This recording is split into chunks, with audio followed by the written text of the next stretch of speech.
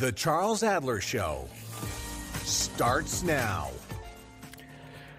Welcome back to the podcast. So we like to tell the truth on the program. I never thought I'd live in a period of time where I actually had to tell an audience that I prefer the truth, but the truth is just optional these days in so many areas.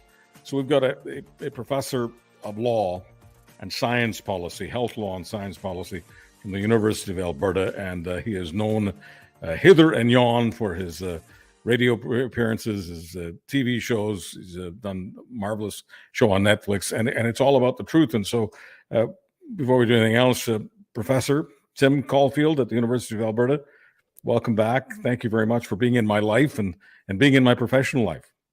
Thanks for having me on, Charles. Really looking forward to this.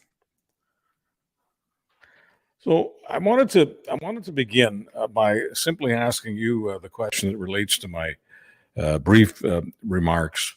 Did you ever think, whether it was in high school, university, at any stage in your life, did you ever think that you could make a living and have a big brand across the world just for espousing truth? No, is the short answer.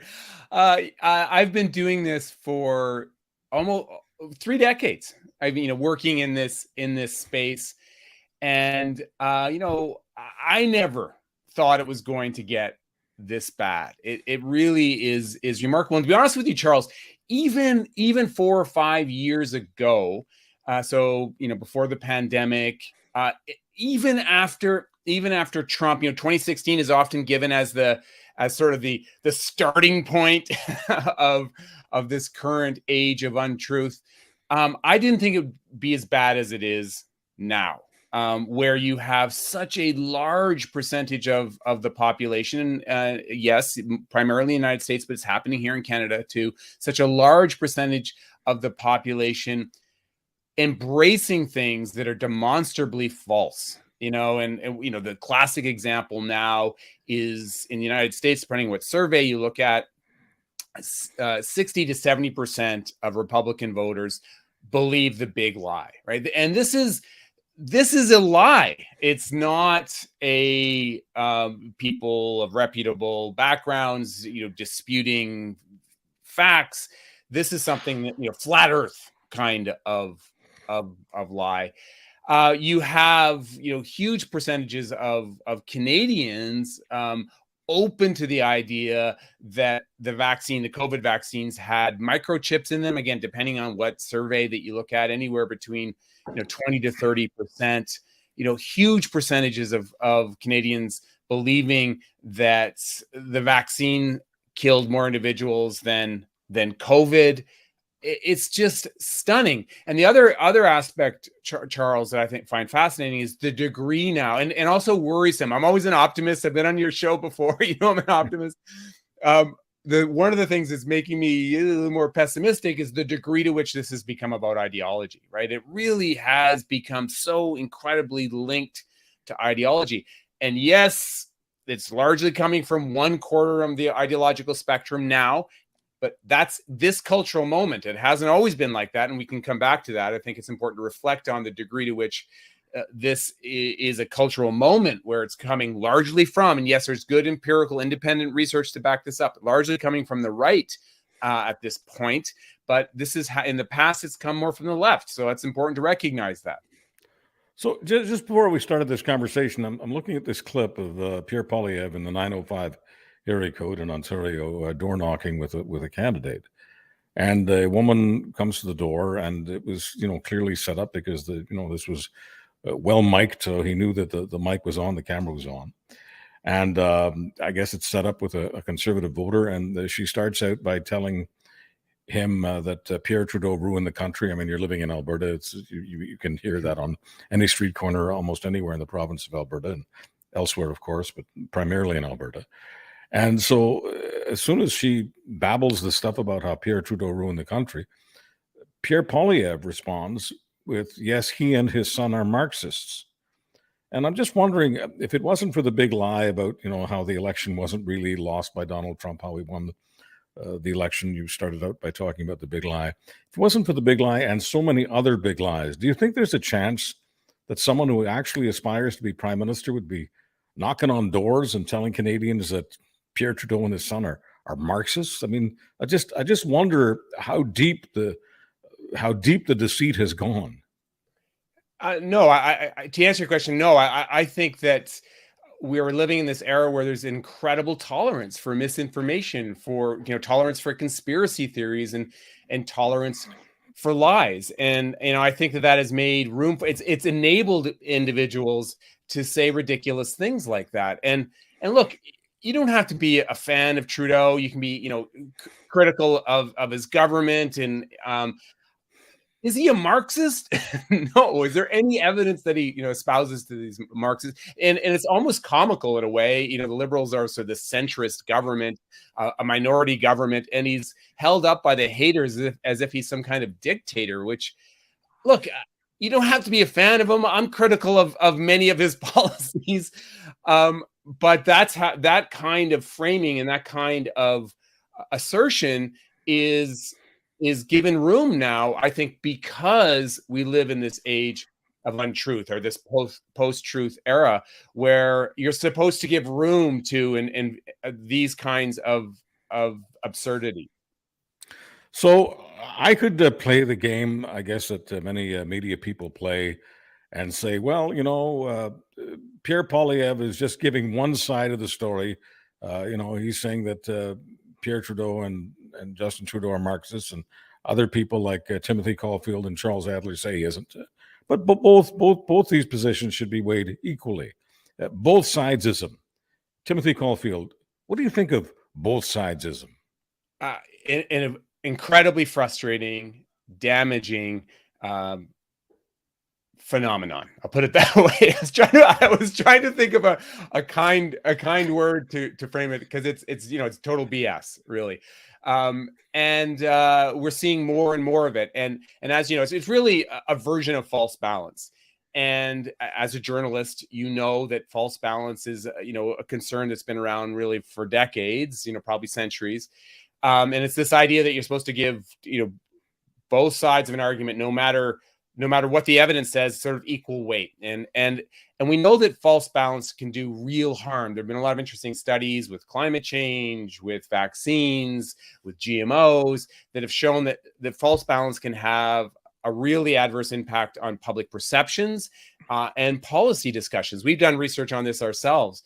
And that's what we're seeing more and more of. And the problem is, it's not just coming from the media. It's being generated by social media, right? And by political positioning of issues. So an issue like vaccines becomes, especially in the United States, but increasingly here in Canada, is becoming an ideological topic now. And who would have guessed that? A topic that should be informed solely by the evidence has become an ideological issue. And that creates this both sidism. And what we need to do is push back against that with an approach that embraces the weight of evidence. So what does the weight of evidence say on this topic, right? What does the weight of evidence say about climate change, about safety of GMOs, about vaccines, or even political topics like is Trudeau a Marxist? But we don't seem to do that anymore. And if you espouse that position, Charles, you are it's asserted that you are trying to censor people, that you are trying to silence an important perspective, when that's not the case at all. And if I may, I know I'm going on for a bit, I'm quite passionate about this. One of the things I find frustrating is you hear that counter to the idea of, we shouldn't allow false balance all the time. And what I find so ironic about it is those who are saying they've been silenced, that there's censorship, are often saying it on the world's most popular podcast, 100 million listeners, or they're saying it on the most popular cable news show, that they've been silenced. And almost any of the topics that you can outline, and I've named some of them already, there hasn't been any silencing. On the contrary, these perspectives have been overrepresented in pop culture. They haven't been silenced. They're everywhere. They're absolutely everywhere. And in addition to that, they've been studied and studied and studied and studied, probably studied too much, right? And been shown to be wrong, but the evidence is ignored and the both sidism continues. Never apologize for being passionate about anything, Professor Caulfield. And one of the reasons I'm passionate about this false equivalence, false balance issue is because when I was young, perhaps too young, because of what happened to my ancestors, I studied authoritarianism. You cannot have authoritarianism, whether it's Nazism, communism. You can't have any of these sick, disgusting isms without promoting false balance, without promoting the big lie, without promoting the idea that there is an equivalent between vaccines are helpful to prevent people from becoming really sick with COVID, and then saying vaccines are killing people, and then declaring that they're both morally equal positions, that kind of false balance. Can you explain to us from a professor's perspective and an author's perspective what the linkage is between authoritarianism and this idea of both sidesism, why it's so helpful when you're trying to build an authoritarian culture? Well, it does a lot of things. And I think as a lead to that question, I think it's important to note the degree to which the topics which we see the most false balance, the most both sidisms are almost always topics that have become politicized, right? We don't hear about false balance so much when you're talking about the Bernoulli effect that makes airplanes fly, right? No one's sort of concerned about having, the flying carpet expert versus the aeronautical engineer discussing flight. People accept the scientific consensus in most domains in our life. We accept the scientific consensus, recognizing that science always evolves and that we have to give respected minority positions their due, and we need to always scientifically challenge conventional wisdom. Everyone knows that, right? But we accept their scientific consensus about important topics that inform our personal decisions and they inform policy. But when a topic becomes politicized, we invite both side-isms and false balance into the equation. And if you push back against that, you're silencing. So it does for an authoritarian regime, it does a couple of things, right? And by the way, there's really interesting research to back up exactly what you've said, Charles. And in countries that lean more towards authoritarianism, and increasingly that includes the United States, you see more misinformation, you see more acceptance of misinformation. And there's some really recent research that shows that can even happen sort of on the micro level, where there are authoritarian leaders in companies where the leader of the company has a more authoritarian ethos. More that members of that company are more likely to embrace misinformation. You want to destabilize the truth. And that's one of the reasons that you see it emerge all the time. You want to doubt monger. You want to create uncertainty. You want to create fear and anxiety. That makes room for, right? That makes room for the voice and the perspective of the authoritarian leader, be it in a company or be it at the level of the nation state. If I constantly yammer about the prime minister being a Marxist, and let's just be clear about that. If I accuse him of being the kind of person who wants to ban many, many freedoms that Marxists would ban, including the freedom to own private property, including the freedom for the government to seize your private property, whether it's your home, your business, your car, your gold watch, whatever it is the government wants to take from you, the government can confiscate everything from you because the government essentially owns your life. So that's a loose definition of Marxism. If I can convince a critical mass of Canadians that this prime minister is indeed a Marxist, that he wants to take away everything that you have and everything that you own, am I not enabling those people who want to advocate for the violent overthrow of the government? Well, I can think the short answer is yes, but we don't even need to go to that kind of extreme, right, Charles? We saw that obviously what happened in the United States, right, with January 6th. So it may sound like you're using hyperbole here, but we saw it play out to a degree in the United States with January 6th for the exact reasons that we've talked about, right, Charles? But in addition to that, all you need to do is create create doubt. So there was a really interesting study from the United States that again came out very, very recently, last couple of weeks, that talked about, the degree to which Americans still believe misinformation about so many things, right? And generally speaking, I'm going to overgeneralize here. The rates were somewhere between 30 and 40% of people believed misinformation. I'll even say less than that. Let's say 15 to 25% really believed misinformation about gun control aspects, COVID stuff, climate change, all. But what the researchers noted is that what they found the most scary was the number of people that just were uncertain, right, Charles? So you have this middle hunk where there's like 40% of the population that's kind of uncertain about these things. If you can just create doubt about stuff, right, it makes it easier to, well, are you gonna vote for Trudeau or not? Well, I heard the stuff about him being a Marxist. I don't know if it's true or not, but that sounds scary. If you can just introduce that doubt, it can have a real impact on people's beliefs and behavior. And I think that we're seeing that increasingly. I think in the past, what you would have seen is more certainty, right? Where people would go, no, that's not true. And then you have sort of those hardcore people on the other side that said, well, it is true. But unfortunately, sort of that uncertain middle is growing, and it's growing because of the power and the rhetoric that it's emanating from those pushing conspiracy theories and misinformation.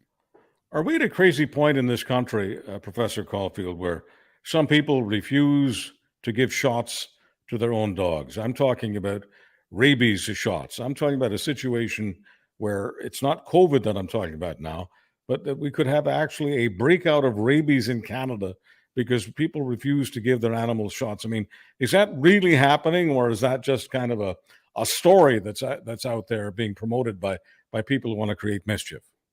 That's really happening. And, I'm familiar with the researchers who did this. It's funny because I posted about this on some of my social media platforms a few days ago, and some people thought it was like a hoax. Like, this can't be real. But it's so real. And as I said, I'm familiar with the researchers who did it, and they actually, reached out to me after I posted it. So there's interesting research. And by the way, this builds on research that's been done in the past. So it's kind of replicating other research. There's a growing number, and we're talking a huge hunk in the United States. About 50% of people in the United States are now uncertain whether they should give their pets vaccines. It's a spillover from the misinformation that emanated around COVID vaccines, right? So they just created sort of this general hesitancy about vaccines for themselves, and now increasingly for their pets, even around things, as you point out, like the rabies vaccines. And I think it's 40% of pet owners in the United States are worried that vaccines will give their dogs autism. So that's where we are, the scientific absurdity of that 40%, Charles. And that is a direct result of the spread of misinformation, sort of the tolerance of pseudoscience, and the tolerance of both sidesism. And I think it's also important to note, really important to note, that this is happening with human vaccines too, where you're seeing an increasing percentage of parents who are more hesitant about childhood vaccinations. So we're talking about the potential that not just the potential, this is going to kill people. I think that, again, it sounds like I'm being hyperbolic, but I'm not. I think it's clear that this is going to have extremely adverse impact on vaccination rates, and then people are going to die, including kids. So, if Canadian moms and dads don't want to give their kids measles vaccine for all the reasons that you've just stated, buying into the big lie that the measles vaccine can create autism in a child, are we now flirting with the idea of a measles epidemic in Canada or any other country where this kind of philosophy is taking root? Well, we are. And I think that there are epidemiologists. Well, first of all, we've seen it happen, right? We've seen it play out in sort of on a smaller scale in locations in the United States where there's low vaccination rates. So you absolutely see measles outbreaks. And the concern is this is going to grow, right? It's going to grow from just these relatively isolated situations to a broader outbreak. And people often go, oh, well, measles, I had it when I was a kid. It's not a big deal. It kills, tens of thousands of kids every year in the world, Charles. it is a disease that can kill children and have long-term consequences for their health. And I think people just see that, the majority of the people have the measles and they recover, and then they have a degree of immunity. But this is a disease that we know can kill and have serious health consequences. In addition to that, we know the vaccine is extremely effective here. So you really are taking a decision that can have adverse impact for yourself and for your community. And I also think it's important to highlight the degree to which this is about ideology, right? Consistently this shows that those who hold these kinds of views about vaccines are generally speaking of a particular ideological leaning.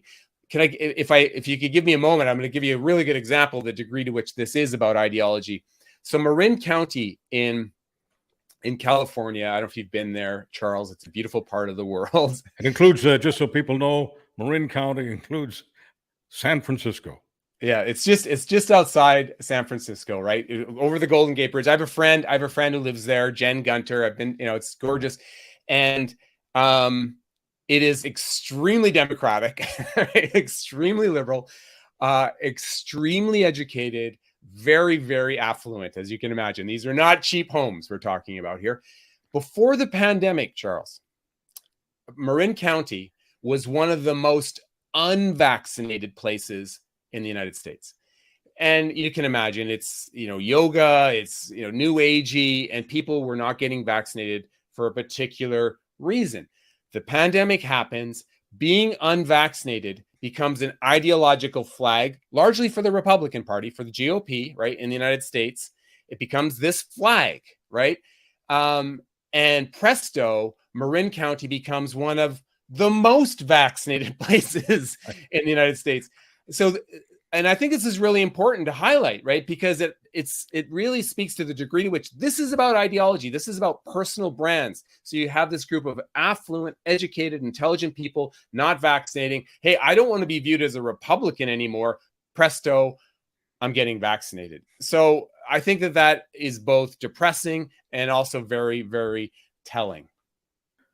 Professor Timothy Caulfield, you're talking about Marin County, and you're talking about human intelligence. You're talking about essentially what I see as a war on the human mind. Now, this has been taking place for a number of years. We referred earlier to authoritarianism, which is always about disparaging the so-called elites, starting out with the intellectual elites, if you don't mind me putting it this way. People like yourself and Jen Gunter, who you mentioned earlier, maybe some of your other friends in Marin County and elsewhere.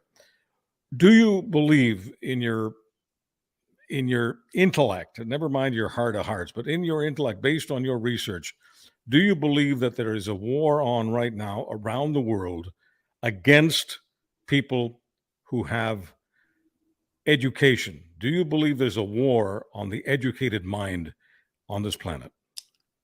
I will say I think there's definitely an information war that is being waged. I think there is a war being waged on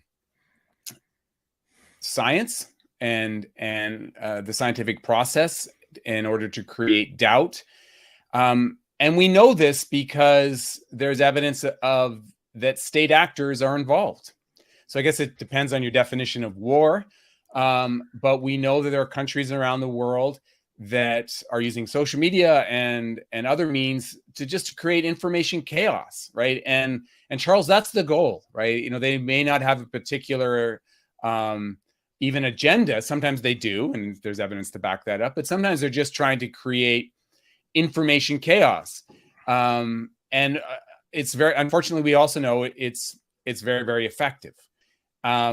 So I do think that this is the case, and we're also seeing, particular parties that are political parties that are using the same means to create doubt on important topics, to create mistrust, and I think this is really important to highlight, and isn't stated enough. Because I fight misinformation. It's one of the things that I do research on, and I feel very passionate about it, and I'll talk about perhaps to the general public or in the media, for people with people like you, or on social media. And often what I get back from the public is, well, of course, misinformation is spreading because we can't trust institutions anymore. Institutions have been bought out. They can't be trusted, whether you're talking about healthcare institutions, research institutions, the judiciary, political leaders. And I think it's really important to highlight that those who are pushing misinformation, the misinformation mongers, I often call them, their goal is to create distrust, right? That's the agenda, right? So people distrust institutions in part, not entirely, but in part because the misinformation that is spreading has caused them to distrust institutions, which makes room for more misinformation. Now, I want to pause here and say, yes, there are often completely legitimate reasons for distrust in institutions, especially historically. There are communities, the Indigenous communities in Canada, that have completely legitimate reasons for distrusting institutions. And there are other examples. But I think we shouldn't forget that so much of the distrust that exists right now exists because of the spread of misinformation. And in fact, Charles, this is something that we want to study. We've put in a couple of grants where we want to get empirical evidence to back up what I've just said. And I have anecdotal evidence that this is the case. Whenever someone tells me, well, I can't trust an institution, I can't trust the FDA, I can't trust Health Canada, I can't trust the Public Health Agency of Canada, the reason they don't trust them is based on misinformation, right? They lied about the vaccines. They lied about the value of public health measures. That, I think, is often lost because it's almost like we're giving in to the misinformation mongers when we accept the idea that the distrust is completely legitimate. Now, again, I want to be careful. This is nuanced. It's complex, and we have to listen to why people distrust institutions. We have to make trustworthy institutions. We have to make them better. We have to learn, and we have to improve. But we can't forget the role of misinformation in the creation of distrust. Timothy Caulfield is a Canada Research Chair in Health Law and Policy. He's a professor in the Faculty of Law and the School of Public Health and Research at the University of Alberta in Edmonton. Dr. Caulfield, Professor Caulfield, excuse me, I promised I wouldn't call you doctor because I know that doctor just encourages the trolls to go after you. The doctor has become a bad word in Alberta and some other parts of the world. I get that. So my apologies if I slip and call you doctor as I have for the last number of years. Professor Caulfield, help us understand something here. How difficult is it to bring about distrust in institutions when you have access to a media camera, a media microphone, and you can take anything that, I'll just use the example of a Dr. Fauci. You can use anything that Dr. Fauci says on a Monday in January, compare it to a Monday in March when things have changed surrounding the pandemic. There's new information, and clearly his message may be different in March than it was in January. How difficult is it for me as a media manipulator to say, well, you see, here is why you cannot trust Tony Fauci? Yeah, and I get that message every day. Every day someone sends me some version of what you've just said. So a couple things here. Let's start with the legitimate concerns. Early days in the pandemic, the messaging wasn't ideal. There was some dogmatism to some of the statements that were made. Not all of them, but there was some dogmatism, and there's reasons for that. When you are in the midst of a pandemic, you turn to, what are the best practices for public health messaging, and one of them is, speak with certainty, give actionable advice. And I think it's fair to say that early days, mistakes were made, and we need to recognize that we have to be explicit about the scientific uncertainty and say, to the best of our knowledge right now, this is our advice. And I think that things got better as the pandemic played out.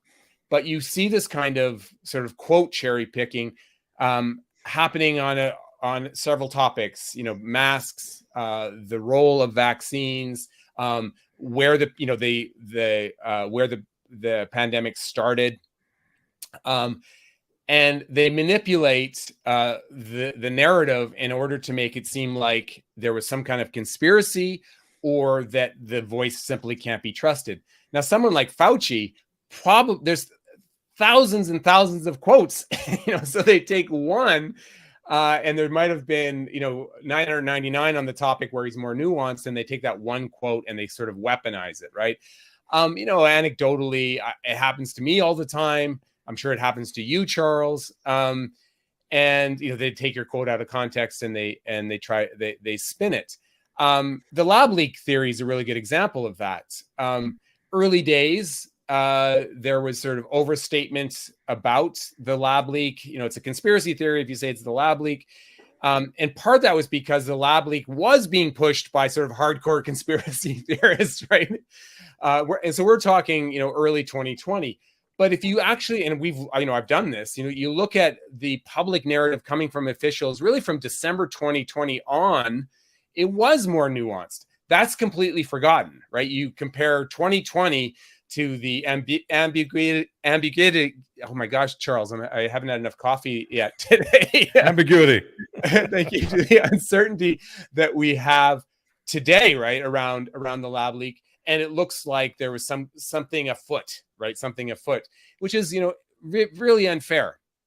So I think that then layer on top of that AI, where you can just create images and create sound bites out of thin air. There's an interesting study that came out, I'm going to say 2 weeks ago, that found that most educators, up to 50% educators, could not tell when a video had been manipulated or wholly created by AI, just to give you a sense of how challenging the future is going to be.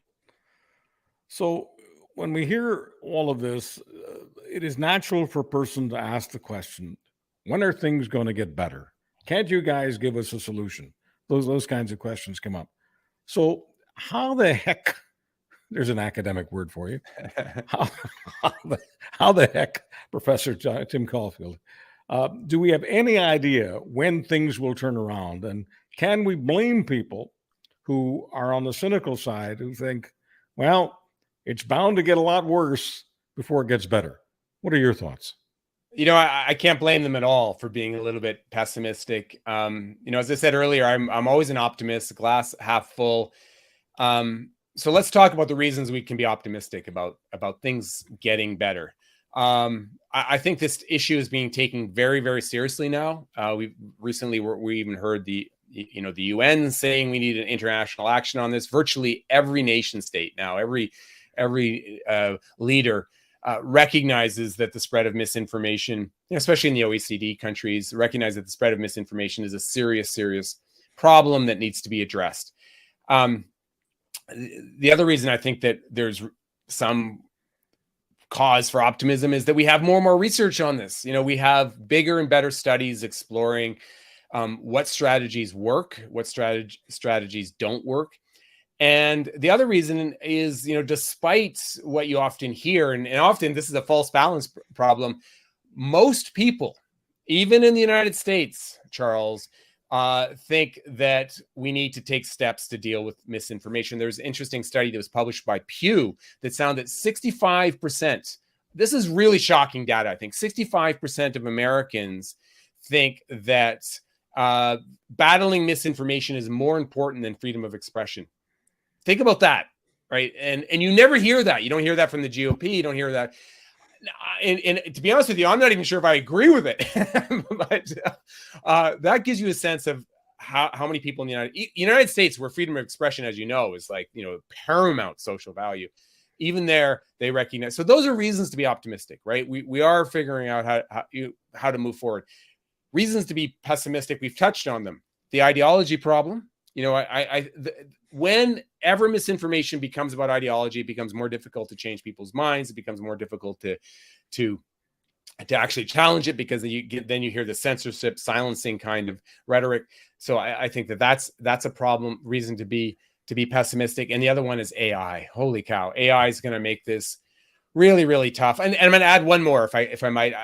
The platforms themselves, social media platforms, have not been as aggressive and as open to fighting these issues as we would like to see, as we need. And I want to emphasize on the freedom of expression thing, because I often get, Caulfield wants to censor people. Go through my feeds, go through the stuff I've written. I've never advocated censorship. I'm a strong believer in freedom of expression. I think even something like deplatforming should be an instrument of last resort and should only be implemented after transparent rules have been, infringed again and again, right? Everyone knows the rules, and this individual's, or entity has gone over those rules again and again. In fact, I think what we want to use, the first tools should always be tools that are really part of our information environment. And that are things like debunking, pre-bunking, using social media platforms to highlight when misinformation is being spread. Let's use those evidence-informed strategies first, and the more sort of aggressive regulatory tools after. I do believe in regulatory tools being used a bit more aggressively when you're talking about professionals, because holding a professional to a standard of care is not censorship, right? That is like trying to create a standard of care. But don't play the censorship card when you know that it's just a rhetorical tool. Professor Caulfield, if you don't mind, I'd like to ask you an uncomfortable question. Why haven't you written at least a dozen books? It takes time. I'm editing my latest right now.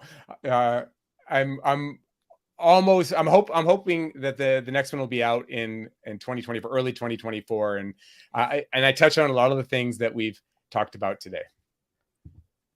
Give us a quick summation of your most recent book, because I think it would be unfair to leave the audience without the impression that you can probably get it on Amazon tonight, and it's important that you do that. Thanks, Charles. Yeah, the book, I'm fairly certain it's going to be called The Certainty Illusion. And I really talk about the way our information environment is rigged to lie to us in so many different ways. And I take on the research environment and all the problems with the research environment. I take on the degree to which the opinion information environment has been twisted. So everything from ratings on social media to how the news media has been twisted. So I try to look at all those things, and as always, Charles, I try to inject a little bit of fun and entertainment into the book too. The Certainty of Illusion. Dr. Timothy Caulfield, a Canada Research Chair in Health Law and Policy, a professor at the University of Alberta, and a good friend of this broadcaster/podcaster. Dr. Caulfield, looking forward to our next visit. Thanks so much, Charles. Timothy Caulfield is in Edmonton. I just want to remind people that if you don't have time to hear the entire show, you can catch it on demand on your favorite podcast app. I don't care whether you go to Apple, or Spotify, Google, any of them. Check us out. Tell your friends all about us. And post whatever you feel like posting on X, Twitter, as it was once called, Facebook, or anywhere else. Thank you so much for joining us. I'm Charles Adler. Catch Charles Adler Mondays on Real Talk with Ryan Jesperson, twice a week in the Winnipeg Free Press, and every day at Crier Media.